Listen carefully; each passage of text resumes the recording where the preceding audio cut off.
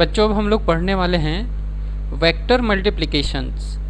तो generally vector को दो तरह से हम लोग मल्टीप्लाई कर सकते हैं। एक को बोलते हैं जनरली डॉट प्रोडक्ट और एक को बोलते हैं बच्चों क्रॉस प्रोडक्ट। ठीक है, तो डॉट प्रोडक्ट और क्रॉस प्रोडक्ट में डिफरेंस क्या है बच्चों? जो डॉट प्रोडक्ट होता है उसको हम लोग जनरली इस तरह से रिप्रेजेंट करते हैं, ऐसे, और क्रॉस प्रोडक्ट को जनरली इस तरह से रिप्रेजेंट करते हैं। ठीक है, क्लियर है? डॉट प्रोडक्ट का जो रिजल्टेंट होता है बच्चों वो स्केलर आता है। क्या आता है? स्केलर क्वांटिटी आता है। ठीक है, बट क्रॉस प्रोडक्ट का जो रिजल्टेंट होता है बच्चों क्या होता है? वेक्टर क्वांटिटी आता है। क्या आता है? Vector quantity. ठीक है, ये बेसिक डिफरेंस है दोनों मल्टीप्लिकेशन में। क्रॉस प्रोडक्ट का मल्टीप्लिकेशन का रिजल्टेंट क्या आएगा? वेक्टर क्वांटिटी आएगा। डॉट प्रोडक्ट के मल्टीप्लिकेशन का रिजल्टेंट वेक्टर क्या आएगा? सॉरी, रिजल्टेंट क्या आएगा? स्केलर क्वांटिटी आएगा। Basic difference. ठीक है, ये बात समझ में आया आप लोग को? क्लियर? आगे बढ़ते हैं इसमें।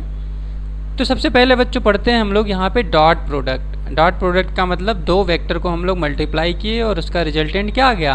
स्केलर क्वांटिटी आ गया।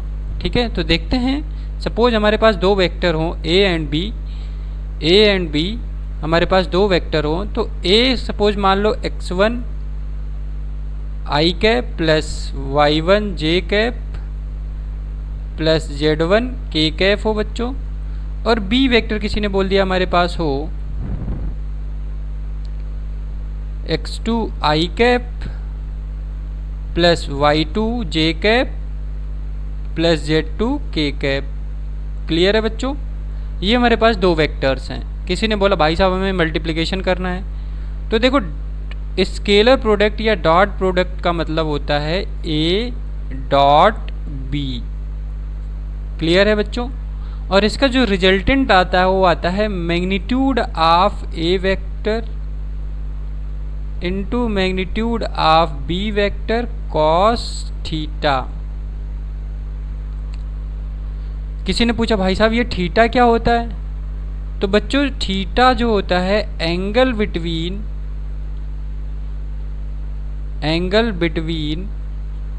Vector A and vector B. A और बी वेक्टर के बीच में कितना एंगल होता है ये हमारा थीटा से रिप्रेजेंट किया जाएगा। यहाँ पे ए और बी के बीच का जो हमारा एंगल है बच्चों कितना है? थीटा है।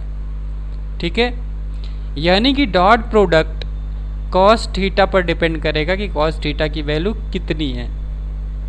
किसी ने बोला भाई साहब थीटा यानी कि ए और बी के बीच में जो एंगल बन रहा है वो जीरो है, तो ए डॉट बी का मतलब क्या हो जाएगा? ए बी, जो कि कॉस जीरो की वैल्यू 1 होती है। सिमिलरली किसी ने बोला भाई साहब हमारा थीटा जो है वो 90 डिग्री है। क्या है बच्चों? थीटा की वैल्यू 90 डिग्री है। तो बच्चों जब थीटा की वैल्यू 90 डिग्री होगी, फिर किसी ने पूछा अच्छा आप बताओ दोनों को डॉट प्रोडक्ट अगर हम करें तो क्या आएगा? तो डॉट प्रोडक्ट हमारा कितना आ जाएगा? 0 आ जाएगा। क्यों? क्योंकि कॉस 90 की वैल्यू क्या होती है? 0 होती है। सिमिलरली किसी ने बोला अपन के पास एंटी पैरेलल दो वेक्टर हैं, यानी कि दोनों के बीच में एंगल कितना है? 90 या 180 डिग्री। ठीक है, तो 180 डिग्री है, तो cos 180 की वैल्यू बच्चों कितनी होती है? -1 होती है। तो इस केस में a डॉट बी करेंगे तो कितना आंसर आएगा? Is equals to minus A B आएगा, यानी कि a dot B is equals to minus A B आएगा। क्लियर है? किसी ने बोला भाई साहब मैक्सिमम किस केस में आया था? तो मैक्सिमम डॉट प्रोडक्ट तब हमारा आया था जब हमने एंगल 0 रख दिया था, तो ए डॉट बी किया था तो ए बी आ गया था। मिनिमम किस केस में आया बच्चों? जब हमने थीटा की वैल्यू 180 रख दी, तो उस केस में डॉट प्रोडक्ट जब हमने किया तो कितना आ गया? माइनस ए बी आ गया। क्लियर? तो आई होप आपको ये एंगल समझ में आ गया होगा किसके बीच में होता है? ए वेक्टर और बी वेक्टर के बीच में। रिजल्टेंट वेक्टर यानी कि ए डॉट बी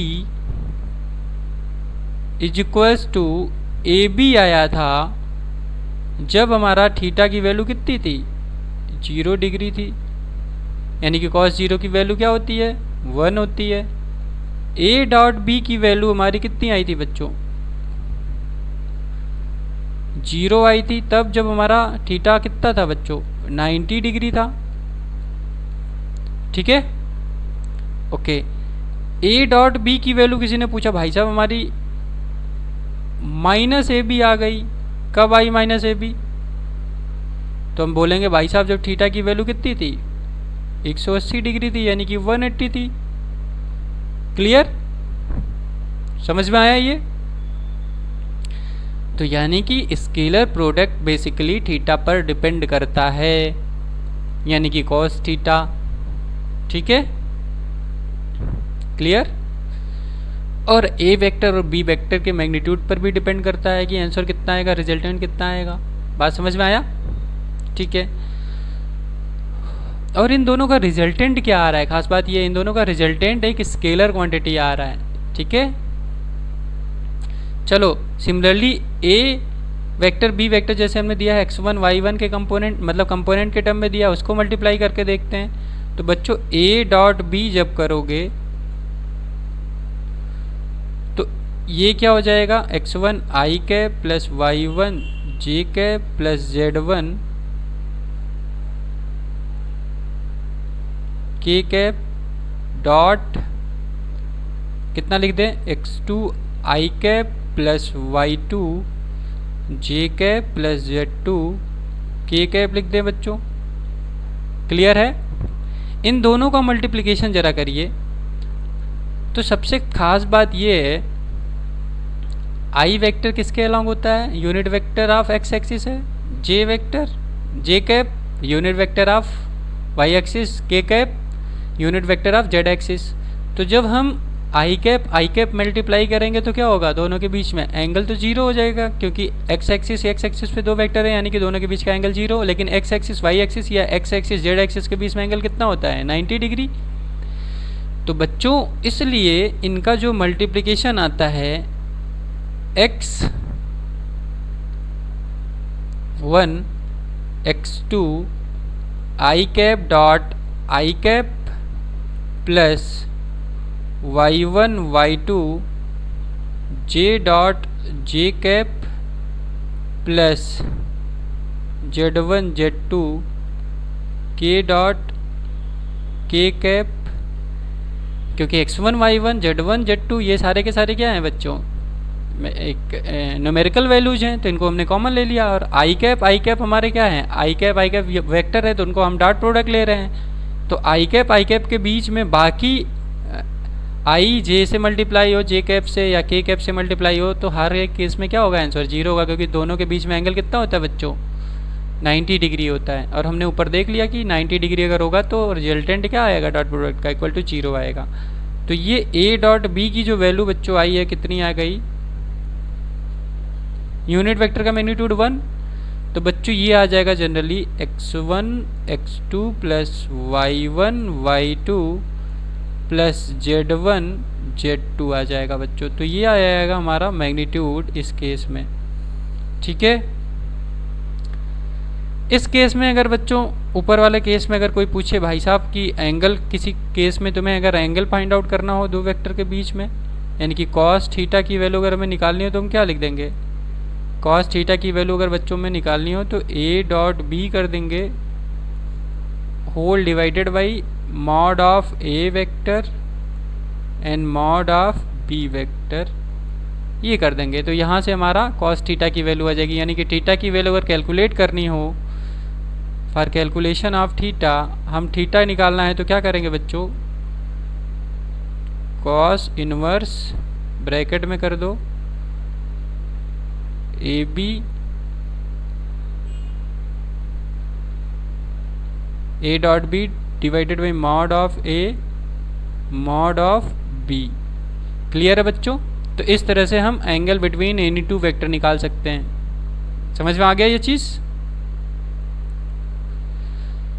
तो ये हमारा डॉट प्रोडक्ट है। अब इसकी कुछ प्रॉपर्टीज वगैरह देख लेंगे आगे, और बहुत सारे कैलकुलेशंस इसमें हम लोग करेंगे, क्वेश्चंस करेंगे। ठीक है, एक एग्जांपल करते हैं बच्चों। किसी ने बोला ए वेक्टर, ये हमारा ए वेक्टर है बच्चों और ये हमारा बी वेक्टर है और इनके बीच में एंगल 30 डिग्री है। मॉड ऑफ ए दिया गया हो 3 unit and mod of B बच्चों दिया गया हो 4 यूनिट। तो आपसे किसी ने पूछा अच्छा ए डॉट बी बता दो, तो ए डॉट बी अगर करने के लिए हम जाएंगे बच्चों तो क्या आएगा हमारा, ए डॉट बी की वैल्यू में पता है क्या होनी चाहिए, ए बी कॉस थीटा होनी चाहिए। तो इसको चाहे मॉड में लिखो चाहे ए बी लिख दो, हमने पहले ही इसके बारे में डिस्कशन कर लिया है कि मॉड ऑफ ए का मतलब ए होता है, मॉड ऑफ बी का मतलब बी होता है। ठीक है, तो इसको हम लोग लिखते हैं यहाँ पे ए डॉट बी की वैल्यू क्या आएगी बच्चों, कॉस थीटा की वैल्यू कितनी है, कॉस 30 की वैल्यू कितनी आती है, √3/2। तो अपन इसको लिखें बच्चों तो ये हो जाएगा 3 × 4 × √3/2। तो बच्चों अगर यहाँ पे हम इसको डिवाइड करें तो ये आ गया 2 और इसका जो मैग्नीट्यूड आएगा कितना आएगा 6√3। ये बच्चों आंसर हो जाएगा 6√3 यूनिट हमारा आंसर आएगा। क्लियर, समझ में आया। नेक्स्ट एग्जांपल हम लोग देखते हैं बच्चों।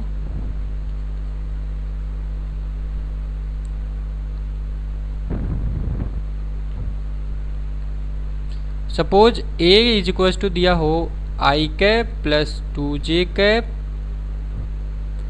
माइनस k कैप दिया हो बच्चों, एंड वेक्टर b की वैल्यू दी हुई हो 2i minus j cap plus 2k cap दिया हो बच्चों, और किसी ने बोला हमको a डॉट बी बता दो, a डॉट बी बता दो। तो बच्चों a डॉट बी करना है तो हम क्या करेंगे, पुराना प्रोसीजर x1 × x2 प्लस जो भी है साइन के साथ रख देंगे। तो ये हो जाएगा हमारा बच्चों 1 × 2।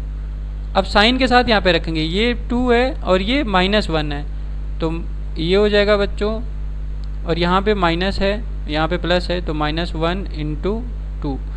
तो देखो इसका आंसर क्या आ रहा है, ये आपस में कैंसिल हो जाएगा और बच्चों इसका जो आंसर आ रहा है -2 आ रहा है, तो -2 यूनिट इसका आंसर होगा। क्लियर है, समझ में आया।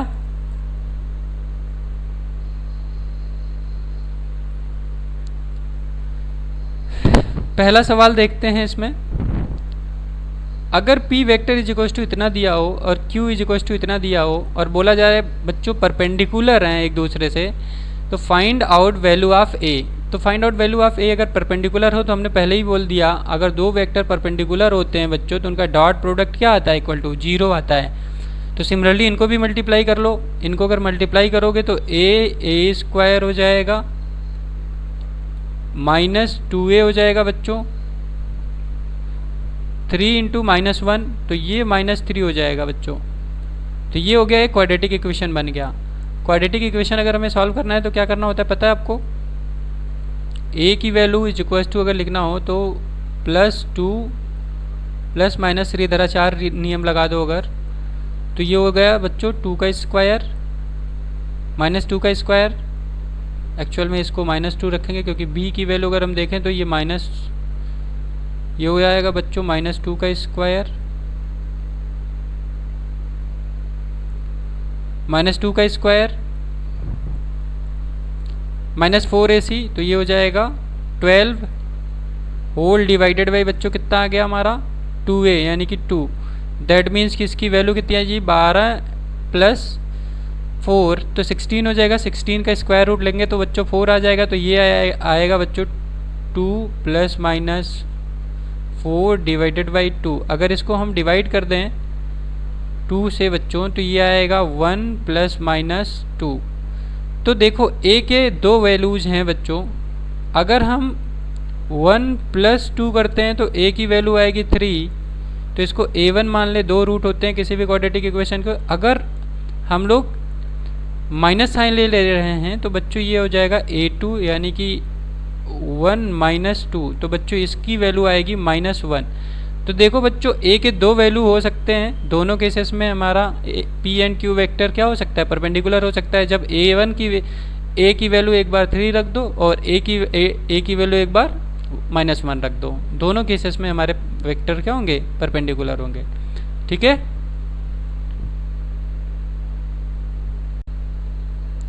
नेक्स्ट क्वेश्चन है बच्चों हमारा, find component of 3i + 4j along i + j। Component निकालना है, i + j एक वेक्टर है, उसका कंपोनेंट निकालना है 3i + 4j। तो इसको समझने के लिए सबसे पहले देखो कंपोनेंट समझते हैं। जैसे मान लो एक वेक्टर a हो एंड एक वेक्टर b हो बच्चों, ठीक है। किसी ने बोला भाई हमें इस वेक्टर का, यानी कि अगर इसके बीच में एंगल क्या हो, थीटा हो, तो हमें कंपोनेंट निकालना है ए वेक्टर के अलॉन्ग। ये एक वेक्टर है, मान लिया A vector is equals to i cap + j cap, ठीक है बच्चों। बी वेक्टर का ए के अलॉन्ग कंपोनेंट निकालना है ना। तो कंपोनेंट अगर निकालना है तो क्या करेंगे हम लोग, इसके अलॉन्ग, ठीक है। तो देखो सबसे पहले हम लोग थोड़ा नीचे जाते हैं, इसके कुछ मेथड हमने यहाँ पे लिख रखे हैं। देखो ज़रा सिंपल है, इसको यहाँ पे हम लिखना नहीं चाह रहे हैं, क्योंकि जब एक बार लिखा हुआ है तो 20 बार उस चीज़ को क्यों लिखा जाए। ठीक है, हमने क्या किया है, a डॉट बी का वैल्यू हमें पता है, ए बी कॉस थीटा आएगा, ठीक है। तो इसको अगर हमें component of A vector along B vector ऐसे कुछ निकालना हो तो हम लोग क्या करते हैं, देखो generally B cos theta is the projection of B on to A. B cos theta simply resolution of vector को याद रखो। अगर हम इधर क्या करते हैं बच्चों, बी को अगर रिजॉल्व करें तो इस डायरेक्शन में क्या आएगा, बी कॉस थीटा आ जाएगा बच्चों।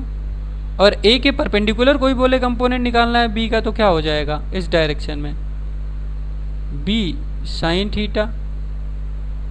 बात समझ में आया, क्लियर है। तो हमें यहाँ पे सीखना है अलोंग बी वेक्टर का कंपोनेंट निकालना है अलोंग ए वेक्टर। तो बी कॉस थीटा यहाँ से हम लोग अलग कर सकते हैं, देखो ये बी कॉस थीटा है, ठीक है। तो component of B vector along A vector कितना है, बी कॉस थीटा आया। और बच्चों अगर यहाँ से बी कॉस थीटा के बारे में हम मेंशन करें तो देखो बी कॉस थीटा अगर लिखना चाहें तो सिंपल बी कॉस थीटा बराबर A dot B divided by mod of A vector आ जाएगा, A dot B divided by mod of A vector आ जाएगा बच्चों, क्लियर है। या इसको इक्वल टू ए भी लिख सकते हो, समझ में आया। तो ये कंपोनेंट का तरीका है कि अगर हम बी वेक्टर का अलॉन्ग ए वेक्टर कंपोनेंट निकालें, क्लियर। क्या आ जाएगा ए डॉट बी, यानी कि इसको हम लोग क्या लिख सकते हैं, देखो ज़रा ध्यान से, unit vector of A dot B, projection of B along या ऑन ए है। सिमिलरली अगर हमें component of A along B लिखना हो तो हम लिख देंगे ए कॉस थीटा। क्या लिख देंगे बच्चों, ए कॉस थीटा। इसी को उल्टा अगर हम लोग क्या करें, रिजॉल्व कर दें ए को बी के अलॉन्ग, तो देखो ए को बी के अलॉन्ग अगर रिजॉल्व करेंगे तो क्या आएगा, ए कॉस थीटा आ जाएगा बच्चों, ठीक है। बात समझ में आ रहा है। तो इसको अगर कैलकुलेट करोगे तो क्या लिखोगे, A dot B divided by B. तो A dot unit vector of B कर दें तो हमारा क्या आ जाएगा, ए वेक्टर का अलॉन्ग बी वेक्टर कंपोनेंट आ जाएगा, क्लियर है। या प्रोजेक्शन इसे हम बोलते हैं, projection of A on B बोल सकते हो, ठीक है। बात समझ में आया। तो अब हम लोग इस सवाल को कर सकते हैं ऐसे, ये हमारा बी वेक्टर इन दोनों के बीच का अगर हमें एंगल पता चल जाए कितना है तो काम बन जाएगा। तो सबसे पहले एंगल फाइंड आउट कर लो। एंगल निकालने के लिए हमने पीछे मेथड देखा, A dot B is equals to A B cos theta. तो बच्चों अगर कॉस थीटा की वैल्यू हमें पता चल जाए तो हमारा काम हो जाएगा। तो इसे लिख देंगे A B, A dot B divided by A B. हमें करना क्या है, हमें करना है बेसिकली बी कॉस थीटा की वैल्यू निकालना है। अगर इसको हम बी मान ले बच्चों, ये हमारा बी हो जाए, अगर हमने इसको बी वेक्टर मान लिया और इसको अगर बच्चों हमने ए वेक्टर मान लिया तो हमारा काम हो जाएगा। तो ए वेक्टर हमने दे दिया आई प्लस जे कैप, आई कैप प्लस जे कैप। तो हम इसको रिजॉल्व कर लेते हैं। तो बच्चों हम सीधे लिख देते हैं कि बी कॉस थीटा, इसको यहाँ पे मल्टीप्लाई कर देते हैं। हमें फाइंड आउट क्या करना है बच्चों, B cos theta find out करना है। तो बी कॉस थीटा अगर हमें फाइंड आउट करना है तो हम लिख सकते हैं A vector divided by A dot B vector, यानी कि यूनिट वेक्टर ऑफ ए निकाल लें, डॉट ले लें किसके साथ, बी वेक्टर। तो ये हमारा कंपोनेंट हो जाएगा B vector along A vector बच्चों। ठीक है, तो इसको कर लो सॉल्व। बी वेक्टर का पहले देखो, ए वेक्टर का यूनिट वेक्टर निकाल लो। ए वेक्टर का यूनिट इसका मॉड लेने जाओगे तो इसकी वैल्यू आ जाएगी बच्चों √2 आएगी। तो इसका यूनिट वेक्टर अगर हम लिख दें तो क्या आएगा, यूनिट वेक्टर आ जाएगा I/√2 प्लस j⁻√2। ये हो गया बच्चों ए का यूनिट वेक्टर। और बी के साथ डॉट प्रोडक्ट ले लो, तो बी कॉस थीटा की वैल्यू हम लोग यहाँ से लिख सकते हैं बच्चों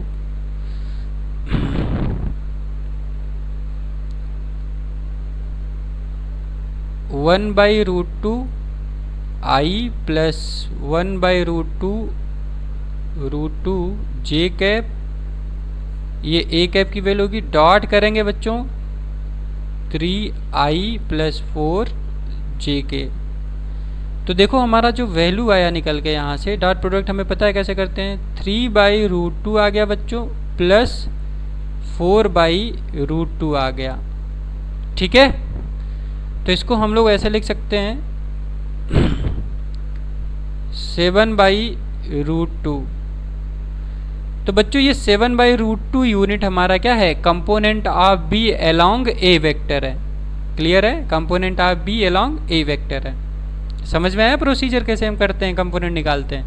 very very important concept. Clear है।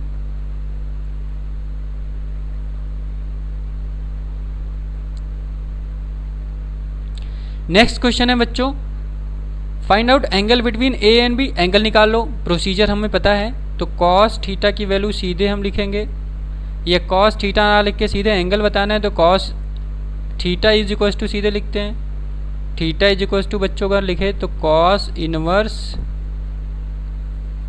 ए डॉट बी। अगर ए डॉट बी करते हैं बच्चों तो 3i cap plus 4j cap into dot product करेंगे 12i प्लस 5j, यानी कि 3 और 12 को मल्टीप्लाई करो तो ये हो जाएगा 36 प्लस 5 एंड 4 तो ये हो जाएगा बच्चों 20 divided by mod of A and mod of B. Mod of A की वैल्यू बच्चों कितनी आएगी, देखो ध्यान से 5 आएगी, स्क्वायर रूट ऑफ 3 का स्क्वायर प्लस 4 का स्क्वायर, दैट मीन्स कि 5 आ गया, इंटू 12 का अगर स्क्वायर रूट करोगे, मतलब बी का अगर स्क्वायर रूट करोगे बच्चे तो ये आएगा 13।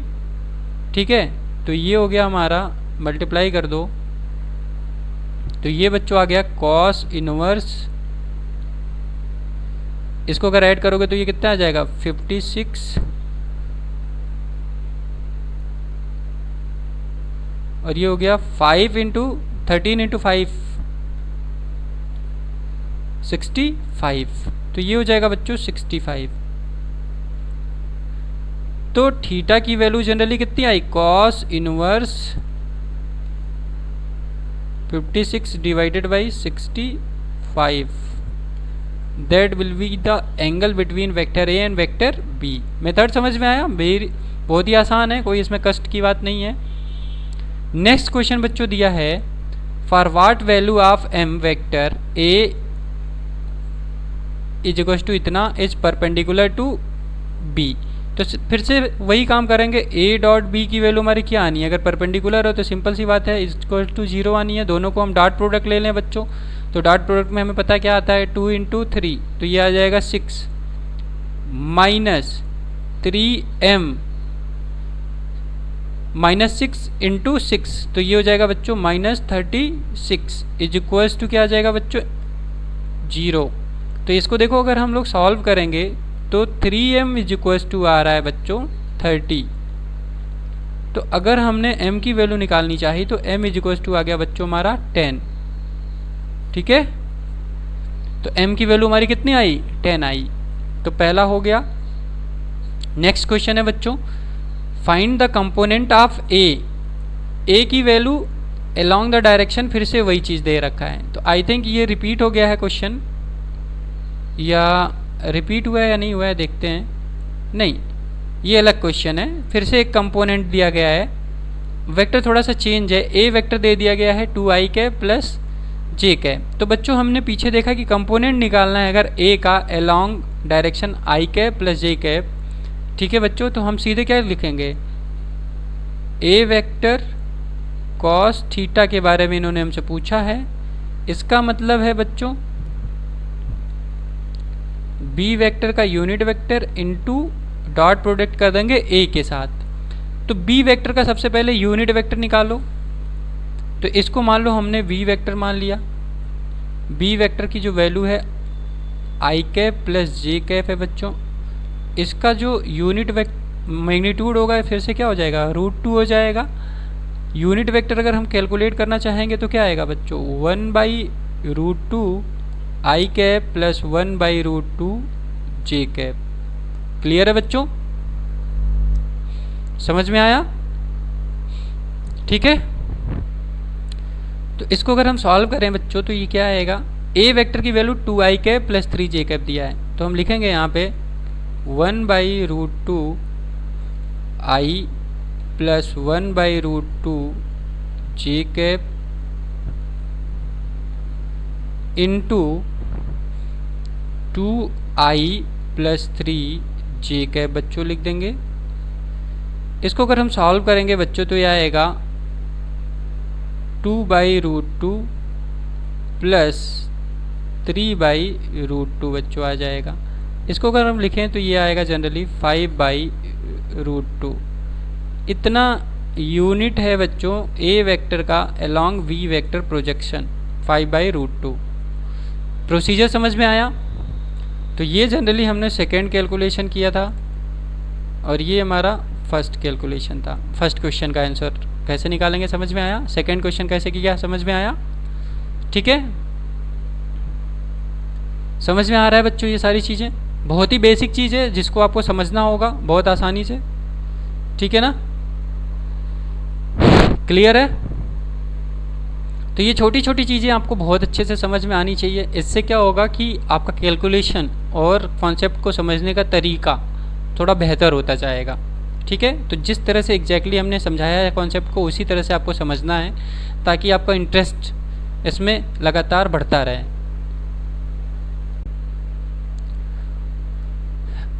अब क्या बचा है इसमें बच्चों, कुछ प्रॉपर्टीज़ बचे हैं जिसको हमें समझने हैं। प्रॉपर्टीज़ में देखते हैं क्या क्या है। तो इस चीज़ को तो हमने पहले डिस्कस कर लिया, शुरू में ही डिस्कस कर लिया भाई साहब। अगर एक्यूट एंगल रहेगा तो प्रोडक्ट जो होगा उसका मैग्नीट्यूड जो होगा वो पॉजिटिव आएगा, और निगेटिव अगर एंगल है यानी कि निगेटिव आंसर आएगा रिजल्टेंट जब हमारा एंगल क्या हो जाएगा, ऑब्ट्यूज हो जाएगा। क्योंकि कॉस 90 प्लस यानी कि 90 से 180 के वैल्यू क्या होती है कॉस की, नेगेटिव होती है, सेकेंड क्वाड्रेंट में आ जाता है। ठीक है, ये बात हमें ध्यान में रखना है। क्लियर है, समझ में आ रहा है ये चीज़? तो ये पहली बात हो गई। सेकेंड बात, हम इस चीज़ को ऐसे लिख सकते हैं बच्चों कि A.B=B.A। ठीक है, क्योंकि दोनों केसेस में क्या होना है, मैग्नीट्यूड तो ए और बी का कांस्टेंट है, मतलब सेम ही रहेगा, मैग्नीट्यूड में कोई परिवर्तन नहीं आया, और एंगल भी दोनों का बदला नहीं।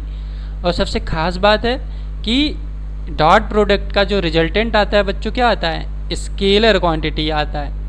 तो इसलिए अगर तुम डायरेक्शन में परिवर्तन करो या कुछ भी कर दो तो कोई भी परिवर्तन होने वाला नहीं है। यानी कि A.B करो या B.A करो, आंसर स्केलर ही आना है और उतना ही आना है। क्लियर है? तो इस चीज़ को बोलते हैं कम्यूटेटिव लॉ, कंप्यूटेटिव लॉ। ये क्या कहलाता है बच्चों, commutative law. A.B=B.A is known as commutative law. ठीक है, नेक्स्ट है डिस्ट्रीब्यूटिव लॉ।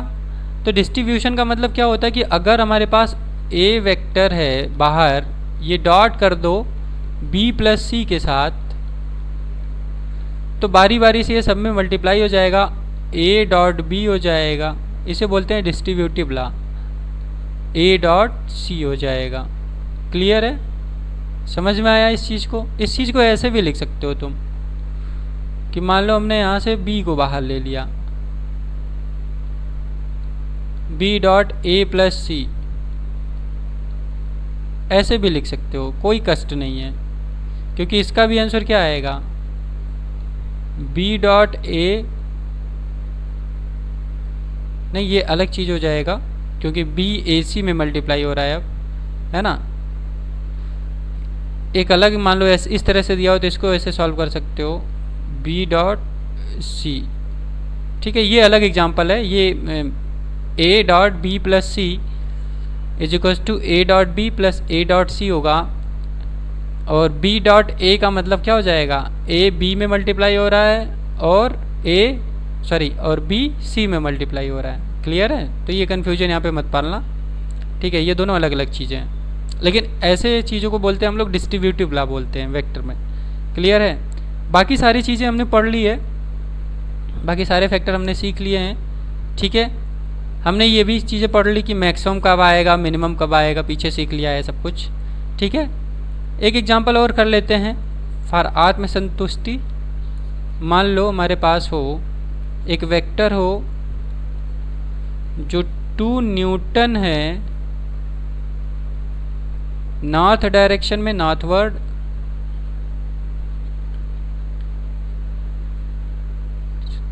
ठीक है, एंड एक और फोर्स है जिसे बोला गया ये 5 न्यूटन है साउथवर्ड डायरेक्शन में।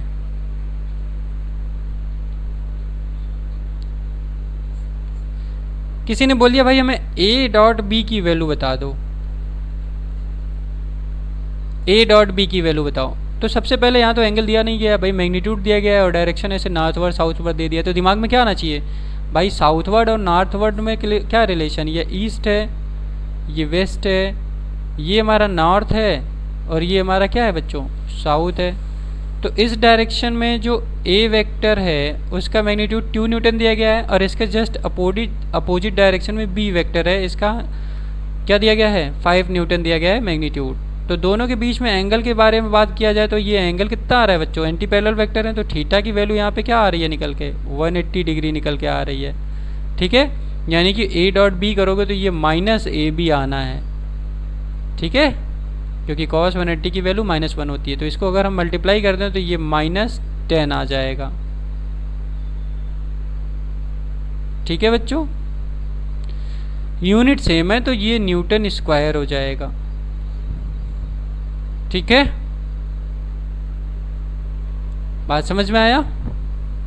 तो इस तरह से हम लोग स्केलर प्रोडक्ट फाइंड आउट करते हैं। Clear, okay.